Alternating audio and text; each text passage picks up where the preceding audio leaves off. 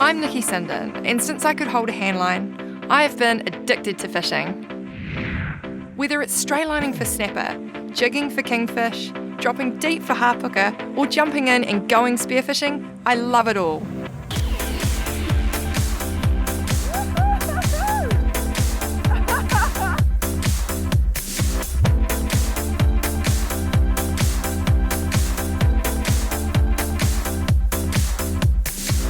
Join me each week as I road trip around the country, travelling to both New Zealand's most iconic fishing destinations and stepping off the beaten track to show just how good Kiwi fishing really is.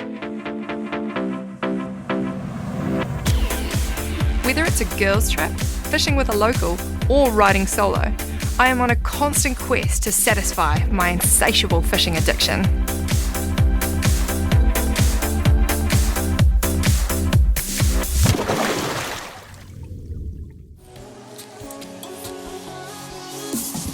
Welcome to Trade Zone Addicted to Fishing.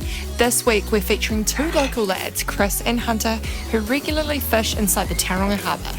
So the plan for today is to get Nikki over to Matakana Island on Panipani Point. We're going to be targeting bronze whaler sharks.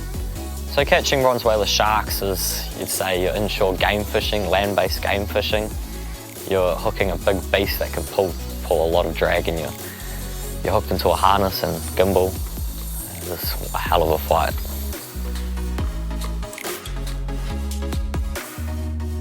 We don't always get conditions as good as we've got today, which is really good because we'll be able to fish the whole tide. We see the sharks swim right up to our baits. Nice and crystal clear water in the harbour at the moment, and yeah, should be all on.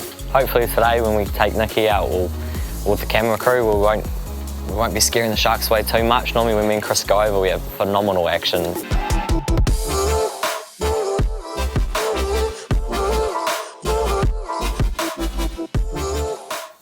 Fingers crossed there'll be a few swimming around. We'll be using marble fish for bait and our TAURANGA 50s. Our freezer's stocked full of hiwi-hiwis and skippies and marble fish and all sorts of tasty shark baits ready to throw at the sharks today. So we'll biff those out and see what happens. So what's our setup that we're using today? Today for sharks we'll be using my TAURANGA 50 and it's on my backbone land-based rod. We're running 37 kilo line. It's just preventing any bust-offs. It's sort of a bit more durable. Do you get many bust-offs here? No, not particularly. Okay. We use the 37 because it's just a bit more abrasion resistant on the old shells. A little bit better than the 24? A little bit better, yeah. And for our trace, we're using circle hooks. Yeah. And our barbs are flattened. And the reason we flatten our barbs is... So we flatten our barbs is because when we hook the shark, we want to make sure we can get the hook out easily to not harm the shark. Okay. So yeah, just the circle hooks to really hook in the corner of the mouth so we get a solid hook up. Yeah. Because the last thing we want is the shark swallowing the hook. Yeah, we really would like to release the sharks without any of this in their mouths. Yeah. That's cool. And I noticed that you've doubled up the trace there. Yes, the last foot is doubled over just so when it's in the mouth, rubbing. Yeah, rubbing against its teeth, we're less likely to get a bust off. Okay. And that's our setup. Sweet. It's quite interesting because I noticed that here there's quite a lot of eddies and current here, and the water's really clear, so hopefully we'll get a nice visual hookup today. Yes, I'm sure we will. We often have a bait out far and one in close. Okay. So if the shark comes in on the bait out the back, he'll often come back in on the one in close and we'll get good visual. So we're using hiwi-hiwi today for our sharks. They're a really stinky bait, but I'd prefer to cut their guts open just to let everything out without trying to cut my hand. Chris will hook it up. Just up through the mouth? Yep. So the thing that would keep me coming back to fishing would have to be the thrill of the adventure, going out, not knowing what you're going to catch, targeting certain species and trying your hardest to get that one good fish, and whether you keep it or not for a feed or release it.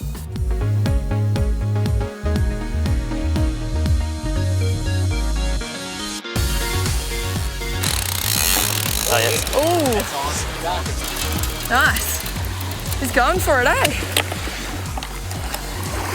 This is my good luck gimbal and harness, this one. Come on, Sharky, move.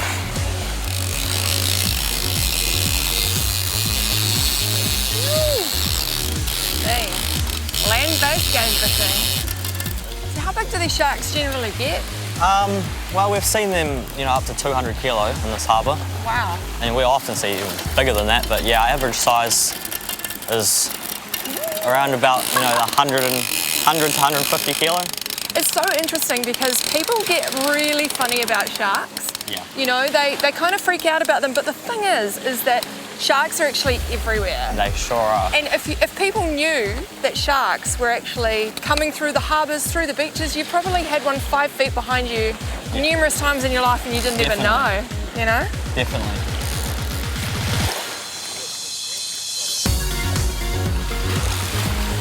So what's just happened is this is a freshly spooled Te 50 and the line has gone over itself when it was spooled. So now the shark's taken the line and there's a twist and it's going around. Yep, so I'm just trying to get a bit of line over that twist. So if he runs, we're somewhat safe. Yeah. Muscling it in. And I'm holding on to you so if you go flying, if it snaps, because if you've seen episode 1, season 2, you know it's definitely possible. Coming up after the break, we come face to face with some big angry sharks.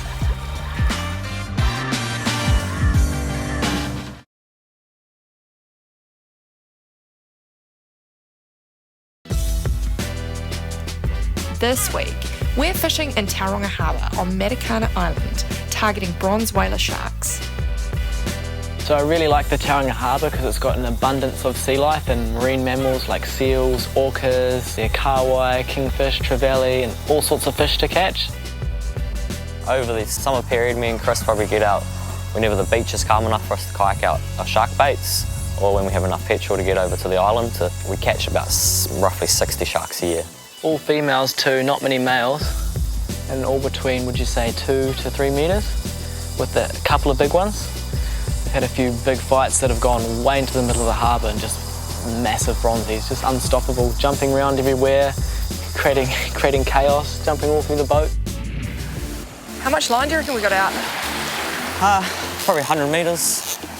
We're just a bit cautious that we've got the old extreme in the background there. Sharks are smart and they like to wrap themselves around things to try and ping, so if he starts heading in the direction of our boat, we're going to have to try and pull him this way. He's not too far away now. Is that the trace, Chris? No gloves. Oh, she's hooked in the He's wick. hooked in the fin. Yeah. Let's act fast because I'd really like to return this fish to the water soon, guys. Okay. Right, so what we're going to do here is we're going to measure it and we're going to tag it, and it's going to help that tagging process. We've been in touch with some people from the local tagging conservation group, and they've actually given us some instructions, and helps provide information so people understand a little bit more about these beautiful creatures. We'll be tagging our sharks we catch today, we'll be measuring them, and we'll be identifying whether they're male or female. It's good research, we'll be able to find out when they're re-caught, where they're re-caught, and if they've grown any bigger. It's really good with tagging as well because you can track their migratory patterns. Done, mate? Thank you. That was awesome, well done. So we've caught multiple sharks that we've re-caught in years before that we've tagged. So it's a good way to find out we're actually catching them and re-catching them. We're finding out that they're swimming away healthy and we're actually learning. And it's really good to know that they're returning to the same place each year too, because we catch them within 200 metres of where we caught them last year, which is really, really good to see.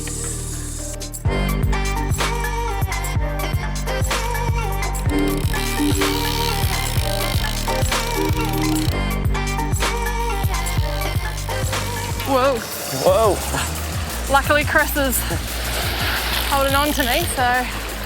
We won't be going water skiing today, Nikki. I'd rather not go water skiing. That'd be much nicer if I didn't. We're just messing around with that bait in close, and we just saw it cruise right in close. That's amazing. Throw the bait out, Shame we throw the didn't bait have a camera on it. Yeah. It's the thing about a fishing show, you want to show the viewers everything, but you also can't just be rolling 24/7, unfortunately. We try our best, but can't always get things. Interestingly, you and Hunter both hook your sharks completely differently, don't you? Yeah, we do. So one person lets it run in free spool and then slowly does the drag up, and the other person sort of strikes. Yeah. Or how does it work? So Hunter likes to let his fish run for a bit, Yeah. and then just wind up really, really tight on them and set the hook straight away. Yeah. Whereas I like to let the shark run with the bait a bit, make sure it's got it fully down its throat, Yeah. and then slowly wind the drag up so that circle hook just slowly curves in the corner of its mouth. And then once you feel all the weight come on, then you can just relax and fight it for a bit. Okay. Pretty impressive how many sharks are actually cruising up and down through here. Very impressive. There would just be such an amazing source of food Yeah. through this harbour for them, wouldn't there? It's like a fish highway through here where Yeah. all the current goes in and out of the harbour. Yeah. So much current. Feels like it might be rubbing on something a little bit. It might be on the the sandbar. Yeah, it's not good. Maybe if you head towards the corner a bit, Yeah, see I if we might can get go the this line way a off bit. it. You can manage to turn the shark's head so it spins that way. It's like a big snapper, eh? You always try and turn its head. Exactly. It'll just be sitting out in the current using all its body mass to just avoid it being pulled in. Yeah, yeah. Should we walk this way and try and pull them Yeah. this way a bit? Why Out of not? that current? Now the shark wants to behave itself. Now he wants to come and play. Hunter jumps in and grabs her by the tail so we can remove the hook and send her back on her way. Well done, Nikki. Woohoo! What does that come in at? 282. 282? Yeah.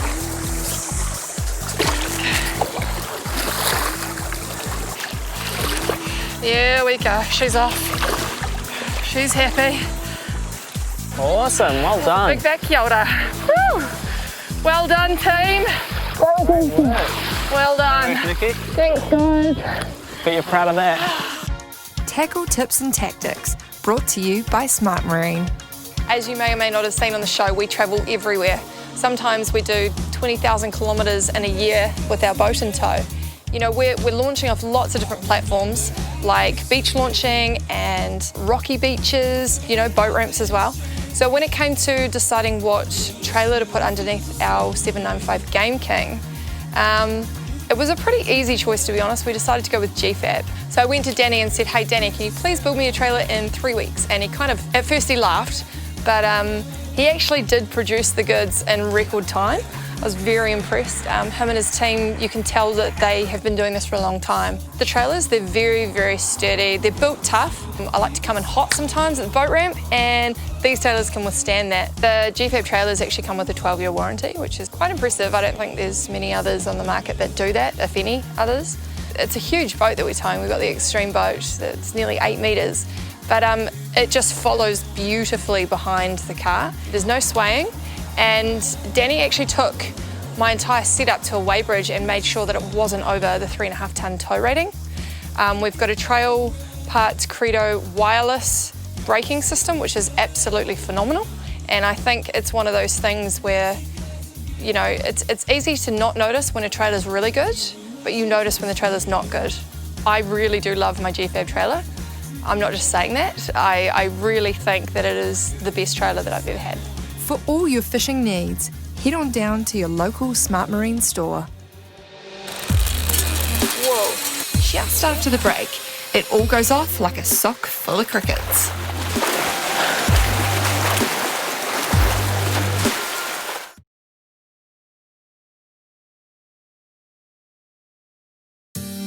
We're here in the stunning Bay of Plenty, fishing with 2 local lads who are addicted to fishing. So my earliest fishing memory would definitely have to be going out fishing with my dad.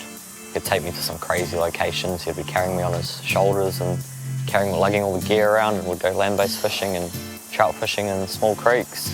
That's definitely what got me started. So my first fishing experience that I remember quite well was probably a trip on Blue Ocean Charters a few years ago, where we caught a whole bunch of snapper and Cherokee, and I caught my first kingfish, which was about 60 centimetres. That was a real buzz for me, being a young fella, and kind of just thought, oh yes, I like fishing now, I'm going to do this. It was a lot of fun for me. So probably been fishing together for a good 5 to 6 years in the Tauranga Harbour. Gone all sorts of places, up Coromandel, East Cape land-based fishing, and we're real good pals. That's how we became friends from fishing. Probably how much we love fishing is probably reflected in the amount our bank accounts drop each week from fishing. all the bait and hooks we buy, all the tackle. So the thing that would keep me coming back to fishing would have to be the thrill of the adventure, going out, not knowing what you're going to catch, targeting certain species and trying your hardest to get that one good fish. And whether you keep it or not for a feed or release it, that's definitely what it is.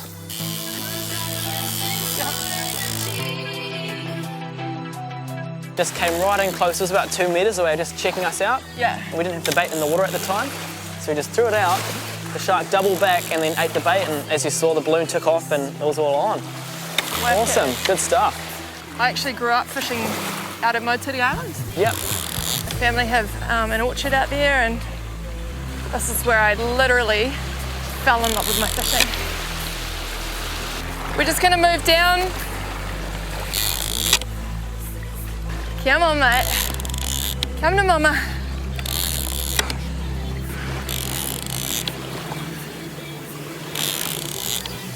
Whoa. He doesn't like seeing us. How's that water, Nikki? Crystal so clear. Excellent. Perfect conditions for sharks.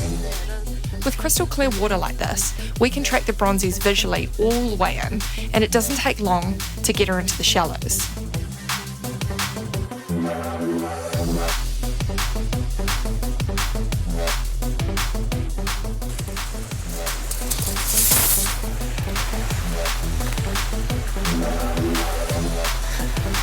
This is other sharks coming in to check out the action. Awesome.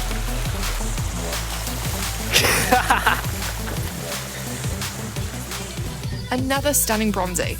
These boys sure know their stuff, and that barbless circle hook slides out nice and easy.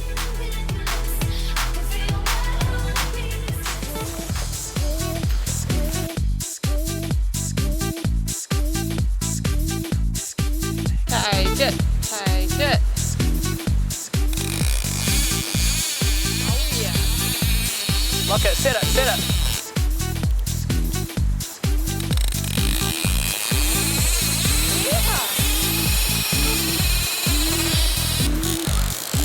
You hooked up again. Another one out there too. Gosh, there's just sharks everywhere. Sharks everywhere.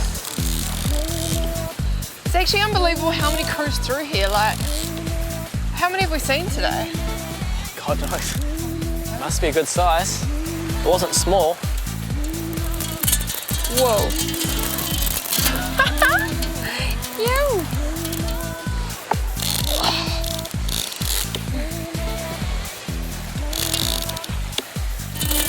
Whoa. It's overstrike.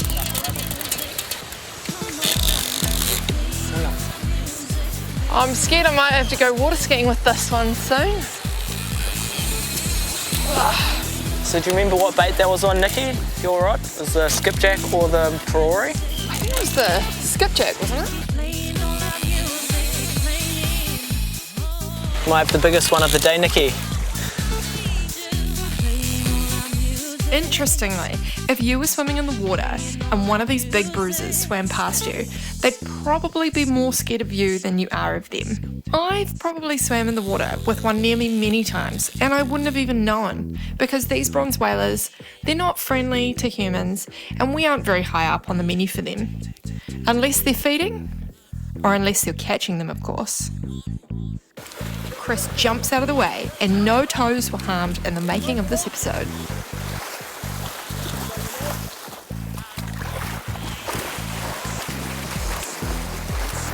We managed to subdue this fish, remove the circle hook, and she's off to fight another day. Chur, chur, chur.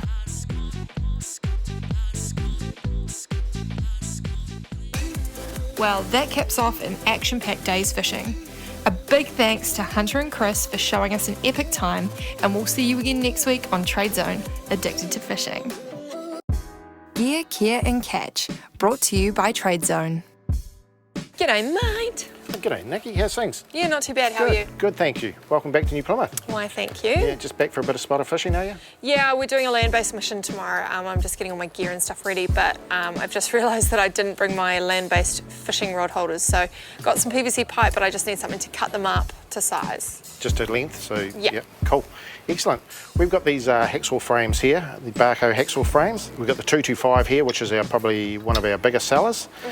This one here is a very good hacksaw frame. This is a 325 hacksaw frame.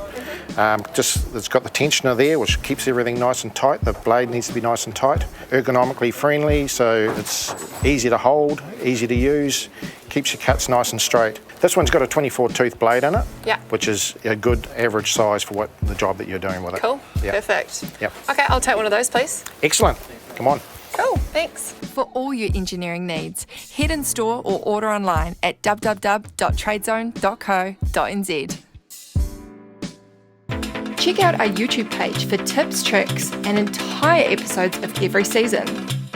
And like us on Facebook to keep up to date with competitions and all your fishing news.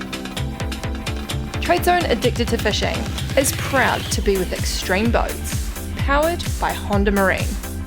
We tow it around in our custom-built G-Fab trailer on the back of our Mercedes-Benz V6. When we're not out on the water, it's all stored away in our BuildLink kit set shed. Smart Marine supply us with our Shimano tackle, and we find the best fishing spots with our Ray Marine.